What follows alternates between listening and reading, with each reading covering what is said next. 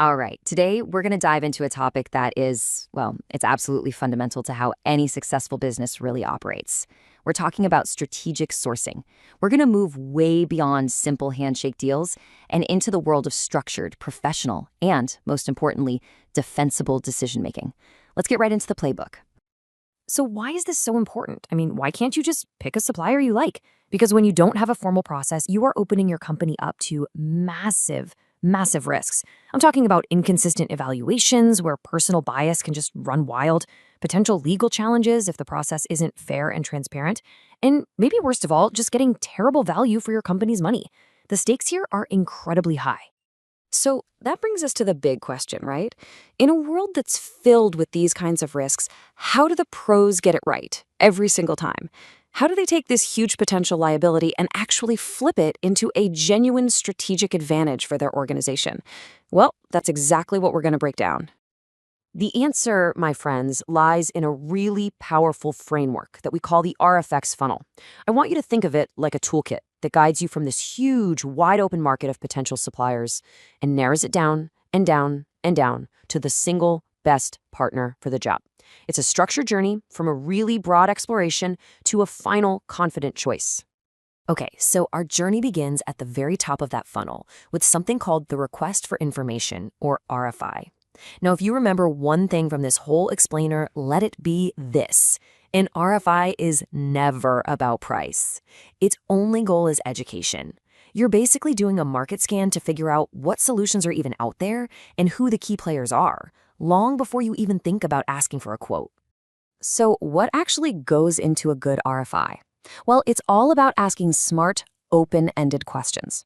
You'll introduce your organization, talk about the challenge you're facing, and then broadly describe what you think you need. Then you ask suppliers about their capabilities, their experience. You might ask for case studies or examples of their work. Notice the focus is 100% on their expertise, not on what it's going to cost. You're just gathering intelligence at this stage. All right, so you've used the RFI, you've scanned the market, and you've got a pretty good sense of what's possible out there.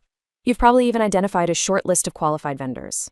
So the next logical question is, how do you actually get a firm binding offer for the specific thing you need to buy?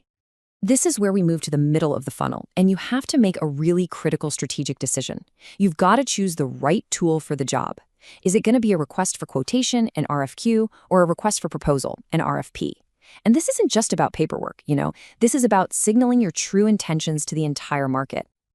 And I love this quote because it just nails it. The decision to issue an RFQ versus an RFP is a strategic message to the supply market. It tells suppliers exactly what you value. Are you just looking for the rock-bottom lowest price, or are you actually looking for a true partner who can provide a complete, comprehensive solution?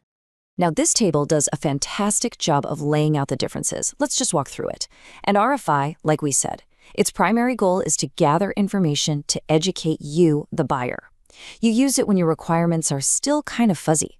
Now, in RFQ, you use that when your needs are crystal clear and standardized, like ordering 500 laptops. The main goal there is to get the lowest price. But the RFP, that's the big one. That's for complex problems where the solution isn't really defined yet.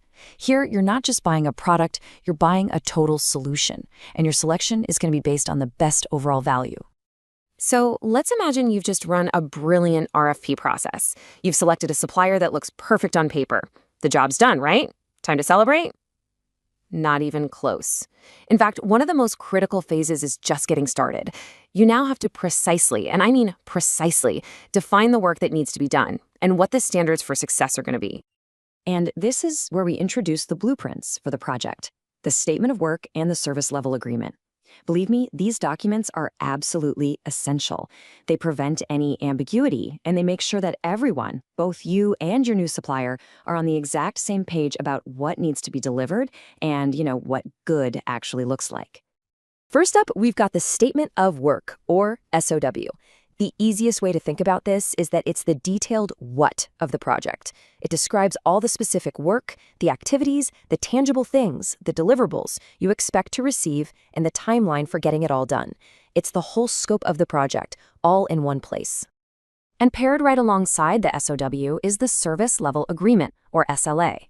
So if the SOW is the what, the SLA is the how well. It's a formal contract that focuses purely on measurable performance quality. It defines the specific, quantifiable standards the supplier has to meet while they're doing the work that's outlined in the SOW. This side-by-side comparison makes the difference totally clear. The SOW, the WUD, simply states supplier will provide help desk support. Okay, great. The SLA then adds the how well. That's the performance metric. 95% of calls will be answered within 60 seconds. See? One defines the task, the other defines the standard of success for that task. They have to work together. Okay, so we've gone through this whole extensive process. We've got complex proposals from our RFP, we've drafted a detailed SOW and an SLA, but how do you actually synthesize all of this information to make that final decision? A decision that has to be truly objective, totally fair, and, critically, defensible if somebody questions it down the line. And the answer is, we move to the final stage. It's time to render the verdict.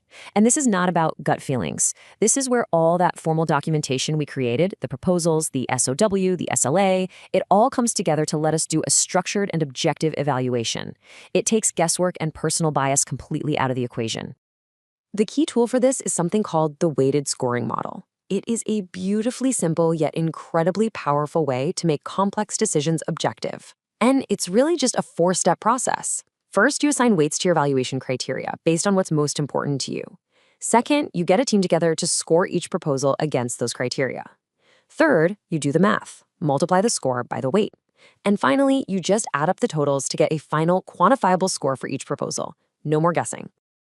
And here's a really practical example of what that weighting might look like. For a complex tech project, you might decide the technical solution is the most important thing. It's worth 40% of the total score. Price is still important, sure, but at 30%, it's not the only thing that matters. And you can see that supplier experience and even their financial stability also carries significant weight. This guarantees you get a balanced evaluation. And that's really the crucial takeaway of this entire playbook.